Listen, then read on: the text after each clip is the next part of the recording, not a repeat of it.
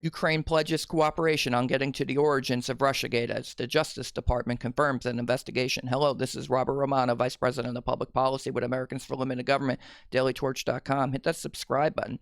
Today we're going to be talking about Ukraine again. They apparently want to help out the United States get to the bottom of the origins of the Russiagate scandal, the Spygate scandal, where President Donald Trump was accused falsely of being a Russian agent in 2016 by former British spy Christopher Steele. He was hired by the DNC in the Hillary Clinton campaign. He said, quote, "There's a well-developed conspiracy of cooperation between Trump and Russian leadership." He said that the DNC hacks had been conducted by Russia and that this had happened with, quote, "the full knowledge and support of Trump and senior members of his campaign team." In return, Trump team agreed to sideline Russian intervention in Ukraine as a campaign issue. This led to the Foreign Intelligence Surveillance Act warrant applications by the Justice Department. They were spying on the Trump campaign. They were spying on Carter Page, all of his contacts in the campaign, all of his contacts in the campaign in Trump world. And this eventually carried over into 2017. It led to the special counsel investigation by Robert Mueller, who actually found that there was no conspiracy with Russia by Trump or members of his campaign. Everyone who was prosecuted by Mueller was on process crimes, not remembering facts fully or lying to investigators. Paul Manafort was prosecuted for financial crimes and tax crimes related to his time in Ukraine, dating back to the presidency of Viktor Yanukovych. Yanukovych was overthrown in 2014, and it led directly to the civil war in Ukraine that has been ongoing ever since then. The U.S. had a role in the intervention and was supporting the overthrow of Yanukovych because they said he was pro-Russian.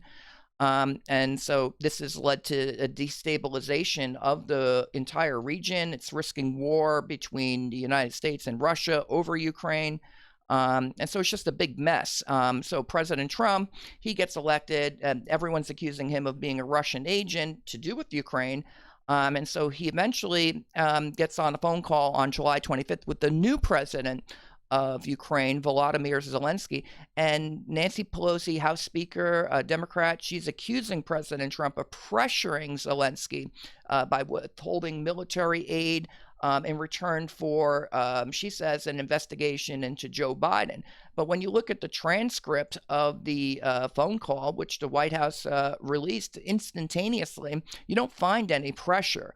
In fact, you find Zelensky thanking the United States for its foreign aid, for its military assistance, and for supporting it in its civil war situation. Russia, since the civil war began, has annexed Crimea. And there are several provinces and cities that are not in Kiev's control in this civil war. And so it's a very dangerous situation. And I think Trump's trying to help broker a peace agreement between Ukraine and the rebels and Russia so that we can avoid, I think, a wider regional conflict. That seems like a good idea. President Trump has spoken in favor of a peace agreement in this civil war. So hopefully that turns out okay.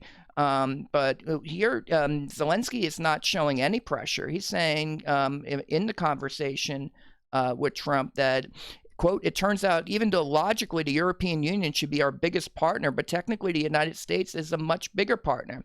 Zelensky was thanking the president and the United States for providing military assistance. And it also doesn't probably help Pelosi that Zelensky is affirmatively stating he was not pressured by Trump to reporters at a meeting with Trump in New York on September 25th. Let's take a listen to that, and you can hear for yourself. Zelensky, have you felt any pressure from President Trump to investigate Joe Biden and Hunter Biden? I think you read everything. So I think you read text. I'm sorry, but I don't want to be involved to democratic, open elections of USA. No, you heard that we had, I think, good phone call. It was normal. We spoke about many things, and so I think, and you read it, that nobody pushed it. pushed me. Yes. In other words, no pressure. So there's Zelensky. If there's no victim, I'm not sure what Nancy Pelosi is talking about. You think she might have checked with the Ukraine administration to see if they felt like they were pressured before calling for impeaching President Donald Trump. So I think that alone is lacking public support. The public is being polled on, do you support impeaching President Donald Trump? There's a clear partisan divide. Only 4% of Republicans and 73% of Democrats say they support impeachment. Those who responded against impeachment include 95% of Republicans and 21% of Democrats. 21% of Democrats do not support impeachment. There have been other polls that have been conducted as well. Monmouth says 59% of respondents were opposed to impeachment and removal from office. And so if there's no public support, if the president of Ukraine says he was not pressured and military aid has not been threatened, military aid was under a brief review after the election of Zelensky, which was a wise thing to do by President Trump. And they reviewed it and they released it on September 11. In addition, the administration was carrying out a wider review of foreign aid packages, to other countries that have also been released. It was briefly held up by OMB, the Office of Management and Budget. They're allowed to do that under the law. And there's certainly nothing untoward about that. As for what President Trump was discussing with Ukraine, a huge chunk of it was the fact that Europe was not doing enough to support Ukraine. Again, he says that turns out the EU should be our biggest partner, but the United States is technically a bigger partner. They were criticizing Germany and France. And President Trump is trying to, again, use leverage to pressure Europe to pay for its own defense and to help support Ukraine in the civil war that's going on there. So I think this is a foolish push by Pelosi. It's a sign of desperation. More than anything else, she rushed to the microphone. She didn't have the transcript. She didn't have evidence to support her allegations. But maybe she thinks that she can just say she's supporting impeachment verbally, but not having the House vote on the matter. She can go back to her people and say committees are looking into it. Even if the pursuit is half-hearted, time will tell if that's enough to satisfy the Democrats' radical base. I tend to doubt it. In the meantime, the substance of the phone call wasn't really about Joe Biden. It was more about the potential role that Ukraine played in the Russiagate scandal, where, again, President Trump was falsely accused of being a Russian agent. It led to surveillance. It led to the special counsel. It wasted 3 years of this country's history, all for nothing, because there was no conspiracy with Russia by Trump or anyone in this campaign. Trump asked Zelensky for cooperation on behalf of Attorney General William Barr in the phone call, which, by the way, is totally appropriate. We have a treaty with Ukraine and a bunch of other countries too on mutual legal assistance. They can share documents. They can they can interrogate witnesses together. There can even be extradition if there's something serious enough going on. What Trump said is, quote, "I would like you to do us a favor because our country has been through a lot and Ukraine knows a lot about it. I would like you to find out what happened with this whole situation with Ukraine. They say CrowdStrike. I guess you have one of your wealthy people, the server. They say Ukraine has it. There are a lot of things that went on, the whole situation. I would like to have the Attorney General call you or your people, and I would like you to get to the bottom of it." As you saw yesterday, the whole nonsense ended with a very poor performance by a man named Robert Mueller, an incompetent performance, but they say a lot of it started with Ukraine. Whatever you can do, it's very important that you do it if that's possible. To which Zelensky replied, quote, "Yes, it is very important for me and everything you just mentioned earlier. For me as president, it is very important and we are open for any future cooperation. We are ready to open a new page on cooperation and relations between the United States and Ukraine. I also plan to surround myself with great people, and in addition to that investigation, I guarantee that as the president of Ukraine, that all the investigations will be done openly and candidly. That I can assure you." Now, note, the favor here is not to go after Biden. He does mention Biden. He says, can you, if there's anything to that, because they were talking about public corruption in Ukraine, and Trump saying, hey, wait a second, Joe Biden, he traveled to Ukraine. He was bragging about having the prosecutor general there fired, and he threatened $1 billion of loan guarantees. We spoke about this in the last video, and this was, I think this is a big scandal. Obama can withhold foreign aid to Ukraine. So can Trump. I don't think that's really what's issue with Biden. With Biden, it's more a matter of, was he trying to get his son out of trouble? The prosecutor general says that he was looking into Burisma Holdings. Hunter Biden was served on the board there, and that's when he was fired. He says that's why he was fired. So I think John Solomon at The Hill, you should check out his reporting on this. I think it's uncovering a lot of information about Joe Biden that's interesting and could have a public corruption angle there. Again, there's mutual legal assistance that's allowed to go on between the United States and Ukraine under treaty. So there could be violations of law, and they should look into that. They should look into the origins of the Russia investigation. I'm personally more interested in that. Here's where Trump is implicated, and he mentions CrowdStrike. CrowdStrike was the firm that the DNC hired to ascertain who hacked them in 2016, and then eventually the emails got put onto WikiLeaks. And the CrowdStrike, they pointed the finger at Russia. They said that they were responsible. Eventually, Special Counsel Mueller, he indicted several Russians. None of them ever got extradited to the United States. But leaving that aside, on the charges that the Russian government indeed did hack the DNC and did hack the John Podesta emails. But they never took possession of the server. The FBI did request the server when James Comey was still there. But according to him in testimony before the Senate Intelligence Committee, back in January of 2017, he said, ultimately, quote, what was agreed to is the private company would share with us what they saw. The company to which they were referring to is CrowdStrike. Our forensics folks would always prefer to get access to the original device or server that's involved, so it's the best evidence, but they didn't do that. Now, CrowdStrike did provide copies of the server. In an email to the Washington Times, CrowdStrike defended its record and said criticisms about its DNC work and interaction with U.S. law enforcement agencies was unfounded. Quote, in May 2016, CrowdStrike was brought to investigate the DNC network for signs of compromise, and under their direction, we fully cooperated with every U.S. government request. And, quote, they provided forensic images of the DNC systems to the FBI, along with our investigation report and findings. Those agencies reviewed and subsequently independently validated our analysis. So the FBI saying, we prefer to get the original server, but they didn't have it. So they didn't have a verifiable chain of evidence.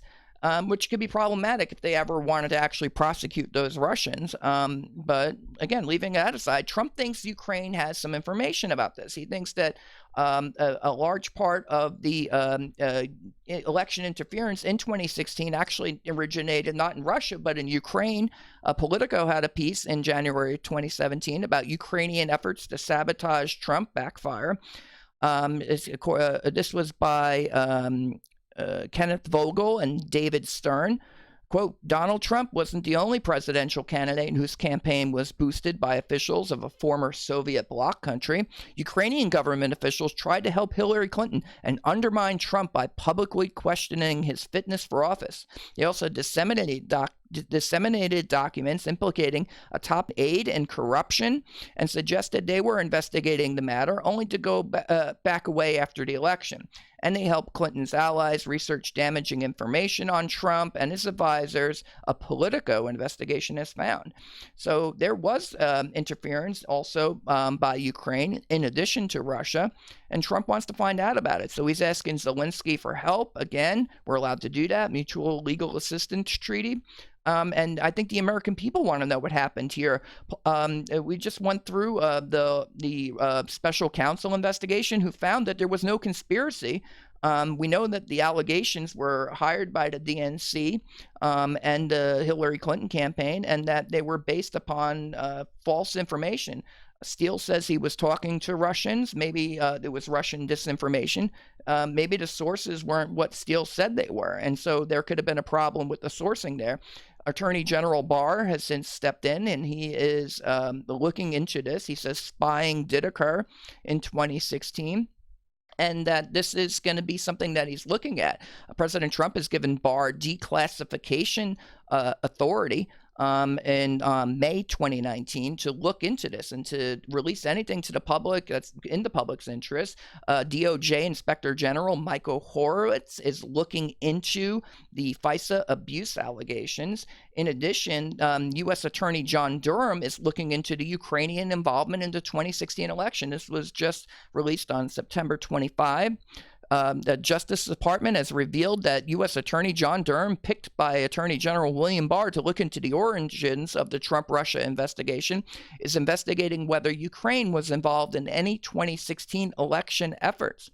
Quote, a Department of Justice team led by U.S. Attorney John Durham is separately exploring the extent to which a number of countries, including Ukraine, played a role in the counterintelligence investigation directed at the Trump campaign during the 2016 election. DOJ spokeswoman Carrie Kupek said Wednesday, quote, while the Attorney General has yet to contact Ukraine in connection with this investigation, certain Ukrainians who are not members of the government have volunteered information to Mr. Durham, which he is evaluating. That's all appropriate. This is not the first time that we've had legal assistance going across borders with these treaties. In fact, in 2018, Democrats in the U.S. Senate, Bob Menendez, Dick Durbin, and Pat Leahy, they wanted the prosecutor general, former prosecutor general of Ukraine, to do more cooperation with the Justice Department led by Special Counsel Robert Mueller. They wanted cooperation on legal matters. So I think that it's appropriate to do so now, especially that we know that Ukraine was involved in some election interference, and there's this ongoing investigation. We need to get to the bottom of who wanted everyone to think that President Trump was a Russian agent. Was it people in the Ukrainian government, their intelligence community? I think we're going to find out. Durham's looking at to the extent that Ukraine and other countries were involved with this. So he's also looking at ostensibly probably the Christopher Steele dossier.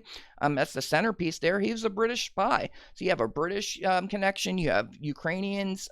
George Papadopoulos says he was spied on as well, and that he was set up in a sting operation to nail him and to make it appear that President Trump was trying to get Hillary Clinton's emails from her private server, not the DNC emails, her private server emails. She was under investigation for putting classified information on her private server. Eventually, James Comey let her off the hook. But there was a lot of foreign connections to the investigation into President Trump, the counterintelligence investigation, and I guess a lot of people who didn't like President Trump, and so they wanted Hillary Clinton to win, and that's interference too. Now, Trump is looking at CrowdStrike. Some people think that Russia didn't hack the DNC.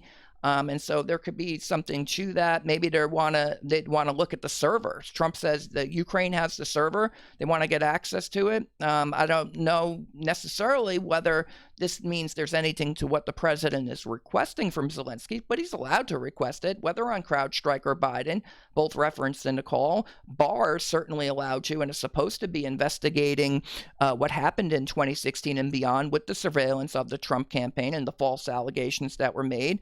Again, he has declassification authority, and Ukraine is a place to look. Politico reported that there was a intervention by Ukrainians into the U.S. elections and meddling that occurred. If we're going to investigate Russia, we should probably investigate Ukraine too. There could be some conflicts of interest there where people have an incentive in perhaps being involved with the civil war to say, oh, Trump supports Russia. He wants to have better relations with Russia. We should support Hillary Clinton against Trump because Trump's going to be pro-Russia or something like that. You know, I think that that's possible, and that might explain a few things. But in terms of acting on a diplomatic front, here Trump's talking to Zelensky. I think that Trump is trying to diffuse the civil war and avoid a wider regional conflict with Russia, and obtaining legal cooperation with Ukraine, especially on the Spygate scandal, is essential to putting this all behind us. That's certainly top of mind for Zelensky, who said in this September 25 meeting, quote, thank you for your support, especially now when, we have two wars in Ukraine. The first one is on corruption, but we'll fight. No, we'll be the winner in this fight, I'm sure. And my priority is to stop the war on Donbass and to get back our territories, Crimea, Donbass, Luhansk. Thank you for your support in this case. Thank you very much. Zelensky wants the U.S. to help. He wants President Trump's help to help resolve the civil war. And in the meantime, you have this so-called whistleblower who's complaining that President Trump is talking to Zelensky about trying to get to the bottom of Russiagate and trying to help Ukraine get to the bottom of corruption, which the United States was fueling. You had Biden intervening and getting the prosecutor general fired for investigating corruption of Ukrainian natural gas company that his son happened to work for. Not only is that a conflict of interest, that's meddling in Ukrainian affairs. I think that they might be upset about that. Maybe President Trump wants to help improve relations with Ukraine, which the Democrats have obviously helped to wreck with Obama and Biden and the civil war that's going on there. If I were the Ukrainian president, I might be a little upset about the United States having helped to start the war. Maybe we can help conclude it, though, without actually having to have a wider conflict with Russia. And so we need to improve relations here. And President Trump ran in 2016 on improving U.S.-Russian relations, and that appears to be in part what motivated the intelligence agencies to launch the bogus investigation into him. And Ukraine provides an opportunity to bridge the divide between East and West by continuing to promote a peace agreement between Kiev and Moscow. There's the Minsk protocols that have already been negotiated, and there's been some ceasefires ordered, but with not too much success. I think that they could use a little help. The Ukraine and Russia are, they could go to war, and then we could go to war, and who wants that? Let's try to avoid a war. How about that? That's what President Trump said he was going to do when he ran for president. Well, give him the opportunity. Stop interfering with the presidency and its efforts to avoid a regional conflict here. That's not what Ukraine wants. That's not what Russia wants. That's not what the American people want. Nobody wants a war. Except maybe for the idiots that were spying on President Trump and saying that he was a Russian agent. I'll leave you with the close here. We need a peace agreement on this, and now is the time to take advantage of this historical opportunity that is now being presented. It looks like President Trump played his cards right. While his opponents were chasing the next shiny object, Trump is laying a foundation for improving relations in the region, including with Ukraine, and avoiding war. It's about time. That's the commentary. This is Robert Romano, Vice President of Public Policy with Americans for Limited Government, dailytorch.com. Hit that subscribe button, ring the bell for notifications, and have a good day.